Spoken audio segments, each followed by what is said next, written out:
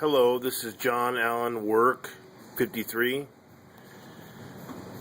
and I just want to start out by telling you that I had a video and I put it on last night, and I thought that this truck was a 1989, and I've been informed, thank you guys very much, in the comments that it's not an 89, and then I go through my parts catalog and it shows November of 1997, so somewhere right around in there, I guess. Of course, I got, everything. It's pretty old. It's a model number 4910. It probably had the, I believe it had the Pro 15 on it. But this had a date of June of 1999. So I stand corrected. And sorry about that misleading information. But anyway, on to my Traxxas Tmax.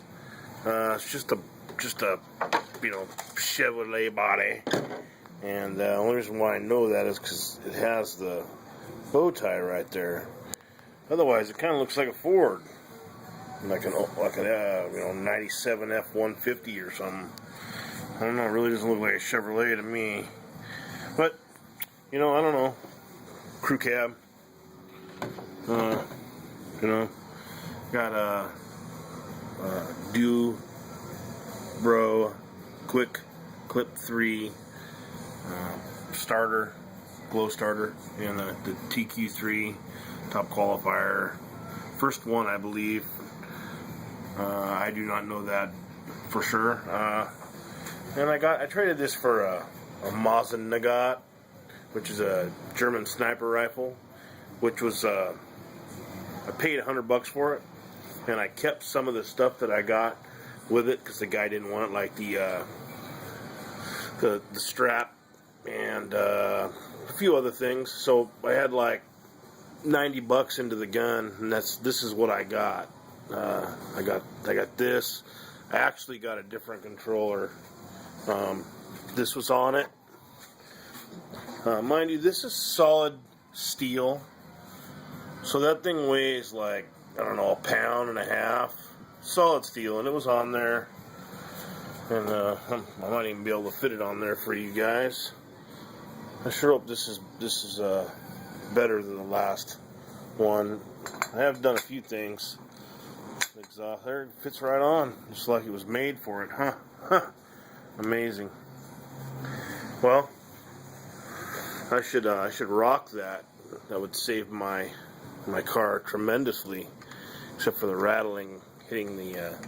But this isn't a stock engine, and I also thank you guys online for telling me that this engine is probably a Dynamite 0.16 or a older Dynamite engine. Anyway, also need to check my clutches. It runs really good. It's got plenty of power. It'll spin all 4 tires. Just doesn't have that low end torque, snap, get it right off the line, hammer down, pull a wheelie like the 3.3s and the 2.5s. And I really can't expect that. Reverse works on it. We have taken off the electric start. I have all that for the 0.15, or they have taken it off before I got it. This was all done. I just cleaned it up a little bit. New fuel lines and new gas tank. It's got the new gas tank. The old gas tank has a primer bulb, and when it flips over, it hits that primer, bang down, and it pokes this little thing down at the bottom, breaks it off. I've had it happen on a couple of my T-Maxes. Anyway, it's pretty much stock, other than the servo. And I was also told that the original T-Maxes, this isn't the oldest T-Max, I guess, but the original T-Maxes, they don't have a water resistant receiver box and battery box. Also, I did want to show that I had this. This is one upgrade, and I don't know if when you go for a wider span or a bigger around,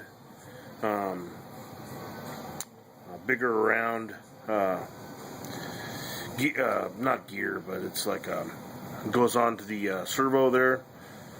Anyway, it's so it puts it farther out, which it's like a gear which would give the servo actually more turning power. I'm guessing, might not have the radius, but it gives it more power to turn because it's farther out and has. And I don't really know that. That's just a routine. But this servo was good in its day. That's what I was told. It's not that good anymore. It's well, I can't believe that we can't zoom in on that there and get that. But it's a Cirrus CS80. It's a 2BB MC Super Torque metal gear. I know that because I can see them through the plastic there when I had it out. Sorry about the blurriness. Anyway, shocks are stock as far as I know. I mean, I believe they have the 2-hole plunger inside. Then the guy I got it from just piled these up. So this thing was made to carry the weight of that. This thing just rolls over all the time. See, that was another question I had. Should I pull all these out and just let this thing droop down? And what should I run in the shocks for the piston that the valve, as I guess you would call it. That's one thing. Which valve would you run if you're going over and wanting to turn real sharp and it not flip over like it does all the time? What would you consider running? What would you run? How would you run them? What weight of shock oil would you run? Also, a couple things. I don't know if you can get a better, closer view to this engine now. Yeah, no, not really, because that's a Tmax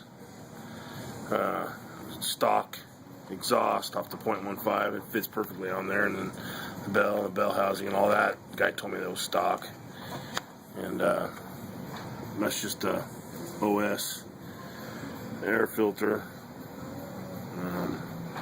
Nothing fancy dancy, but I'm pretty happy with the truck for $100, whatever. That's great. And I'm just trying to help people out. If you guys have any questions, I've kind of had everything apart now. I've transmission apart. Guess I should have done. I didn't have a YouTube account, and I wanted to do that. I'm too busy watching the DJ Medic, man, the master.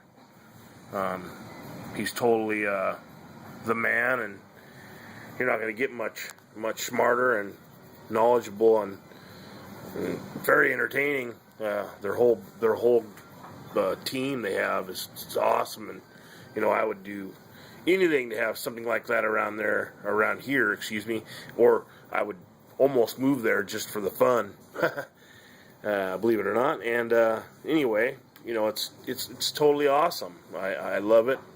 I love RCs, and I love to mess around with myself. I do have kids, but they're just really not into it a whole bunch. One just got a driver's license, one living on his own, doing his own thing. My daughter's not into it. She's into horses and that type of thing. She wants a quad, and this is my quad. But we're here for. That's another whole episode there. Maybe later on tonight I'll show something there.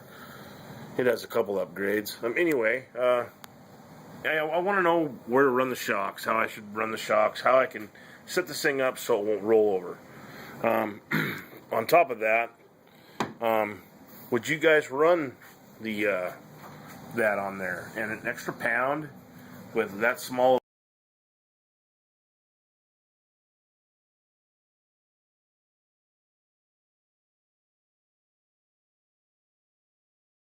doesn't weigh anything compared to that.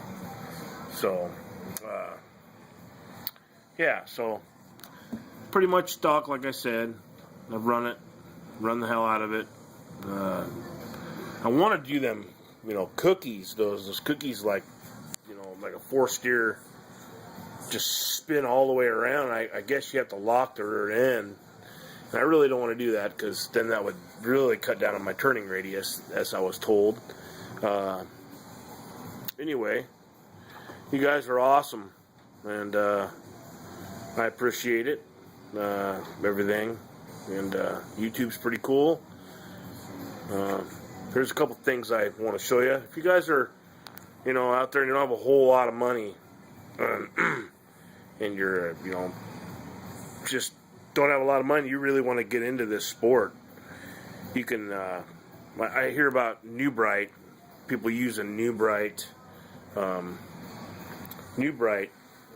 lids and whatnot, and these are pretty neat deal. Now, I got these at your local